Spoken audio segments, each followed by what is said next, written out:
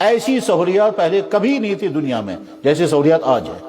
کھانے پینے کی سہولیات یعنی معقولات کی، مشروبات کی، ملبوسات کی، رہنے سہنے کی، گھروں کی، ہر چیز کی جیسی سہولیات آج کے زمانے میں اس سے پہلے کبھی نہیں تھی.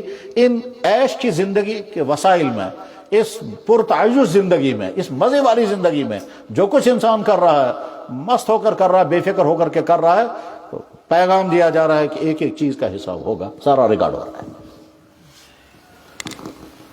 آج کے زمانے میں دین کی طرف آنے میں بڑی رکاوٹ کیا بنتی ہے؟ آخرت کو من نہیں ماننا چاہتے، بس آخرت نہیں ہونی چاہیے. اسی لیے جو لوگ گمراہ ہو رہے ہیں، چاہے بھی کسی عنوان سے گمراہ ہو رہے ہیں، ان کو سب سے زیادہ مشکل کیا ہوتا ہے؟ آخرت مت بولو. کیونکہ جو ہی آخرت بولتے ہیں تو ان کو فوراً آخرت ہوگی، سزا لگے گی، اور چونکہ زندگی ساری جرائم میں ہے. وہ جرائم کیا ہیں؟ وہ آوارگی ہے، وہ گندے کام ہیں، وہ زناکاریاں ہیں، وہ شراب نوشیاں ہیں، وہ میوزک ہیں، وہ رقص کی محفلیں ہیں، وہ آوارہ زندگی ہے. بس اس میں کوئی خلل نہیں پڑنا چاہیے. آخرت مت بولو.